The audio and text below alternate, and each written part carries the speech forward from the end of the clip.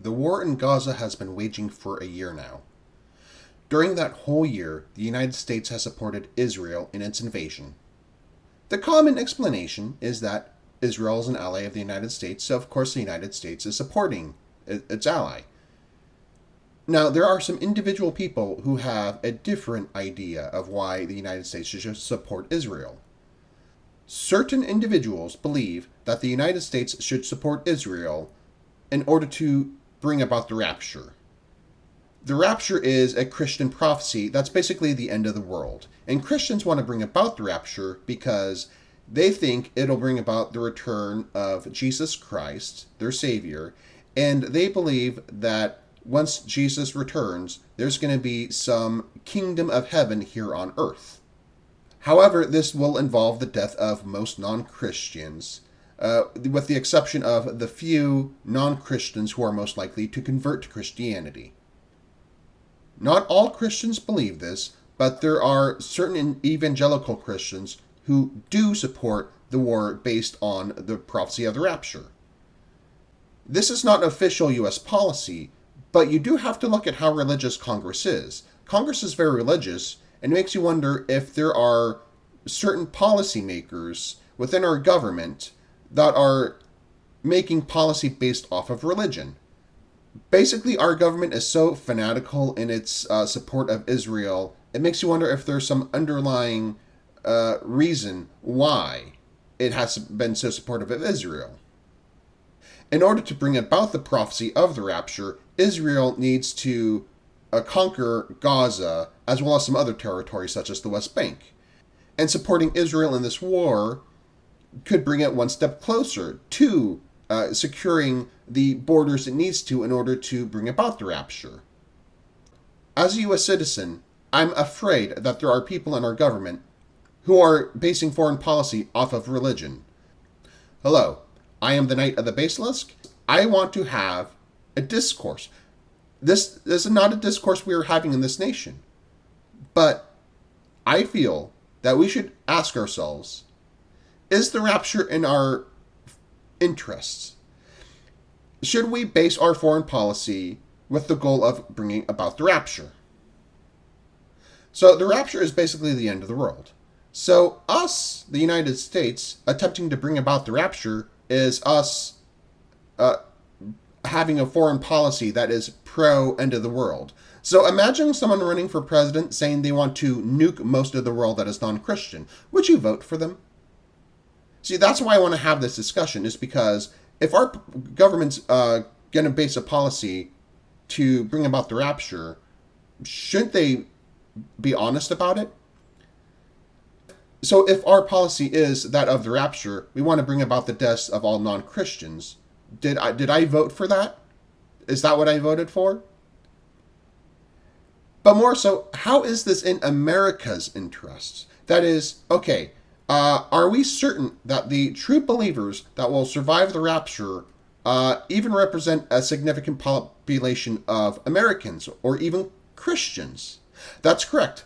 See, Christianity wasn't around during the time of Jesus. So when all the true believers and potential converts are the ones who are going to survive the rapture, how do we define who those people are? Maybe they're not Christian, or maybe it's a certain type of Christian. I mean, Christianity is a giant catch-all term. Just people who believe that Jesus Christ was the Messiah. In fact, according to the Wikipedia article, the modern idea of the rapture didn't even come about until the 1830s. I don't know how reliable that is. It depends if you want to believe Wikipedia on that. But regardless, what if the rapture comes about and all the Christians die because it turns out the people who are the chosen ones or the chosen people weren't so easily defined by members of a certain religion? And let's say, yes, the Christians and those most likely to convert to Christianity are the ones who are going to survive the rapture. Well, then they'll survive and end up in a post-apocalyptic world. So, okay, what's the world going to be like for most of the survivors? So, with much of the rest of the world's population destroyed, that leaves a globally linked economy in shambles, So think of the resources that is exported by a particular country. Imagine that country having most of their population gone. That leaves a critical trade void. And so all the products made in China, well, how many Chinese are Christian? Only a minority, right? So who's going to export the products to the United States? And like I said, Christian's a catch-all term. Which Christians will survive the apocalypse? So would this include the Eastern Orthodox Christians? Because that's a significant population of Russia, who is our geopolitical enemy. So again, this assumes that our enemies will die and us, the Americans, will live, but we are not even defined by Christians because we have a lot of non-Christians. But let's think about this. If we, the United States, have a foreign policy that is oriented towards bringing about the deaths of most non-Christians, that only works if our allies are mainly Christian and our enemies are predominantly non-Christian. So like I said, the Eastern Orthodox Christians, if they survive, that means a significant population of Russia will survive, and Russia's our geopolitical enemy. Does the United States have alliances based on religious lines? So are United States allies predominantly Christian, and are its enemies predominantly non-Christian? We can end up depopulating allied countries and preserve enemy nations. Now, even though we are a predominantly Christian nation, do all Christians support the rapture? Let me just say, I, as a Roman Catholic, do not support the rapture. But is the United States really a predominantly Christian nation? Yes, we used to be, but as time goes on, we are becoming more agnostic, more atheist, and we have a lot of people who aren't even Christian. So if we base our foreign policy on a plan to kill all non-Christians, that includes American non-Christians. So really, if we are basing our foreign policy to bring about a rapture that kills non-Christians, or most non-Christians, that means our government's plotting to kill its own people, or many of its own people. Should the United States base its foreign policy off of any religion? Think about it like this. How would we like it if our government based its foreign policy off of a Hindu prophecy, and it supported a war where many people were dying to bring about a Hindu prophecy? Would the Christians like that? Well, the evangelical Christians could probably imagine how the Hindus feel about a foreign policy designed to kill them. So far in this video, I have discussed whether or not the United States should base its foreign policy off of a religious prophecy. However, let's say that yes, we do believe that it is in the United States' interest to bring about the rapture. Let's ask ourselves, what are we willing to do to bring about that prophecy? So, okay, we want to bring about the rapture. Should we support the war in Gaza to do it? So let's say we are successful in bringing about the rapture, and Jesus, our Messiah, returns. And we look him in the eye and we say, hey, we actively brought you back. All we had to do was kill a bunch of Palestinians to bring you back. What do you think he would feel? How do you think he would feel about that? What do you think he'd say about that? And not only that, keep in mind, you'd have to tell him that you supported the deaths of Christians. Because Israel's war in Gaza has killed a lot of Christians. And not by accident. I hope you've heard the reports that the IDF has purposely and deliberately killed Christians who are in Gaza. And not only that, so will the support of Israel actually bring about the rapture? That is, let's say Israel does expand its borders to meet the condition of the rapture. That does not mean the rapture occurs right away, right? So is it going to occur maybe the next day after Israel expands to the full borders, or does it occur 100 years in the future? If God has his rapture scheduled, do our actions have any consequence on when the rapture occurs? Is it even the business of human beings here on earth to bring about events that God himself will implement? So, are we basically trying to force God to bring about his rapture early by supporting this war?